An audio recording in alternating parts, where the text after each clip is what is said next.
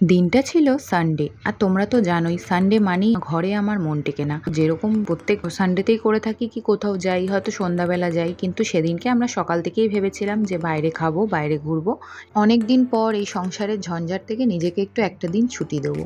তো যেরকম ভাবনা সেরকমই কাজ। বাইরে খাওয়া দাওয়া করে আমরা কিন্তু লাঞ্চের পরে হঠাৎই আমাদের ইচ্ছা হলো যে বারাসাতে একটা খুব ফেমাস জায়গা আছে, সেটা হচ্ছে বর্তি বিল। জায়গাটার নামের সাথে জায়গাটার একটা বিশেষভাবে যোগ রয়েছে, কারণ জায়গাটা যেহেতু বর্তি বিল, তো বিল হয়ে থাকে এটা কিন্তু বর্ষাকালে।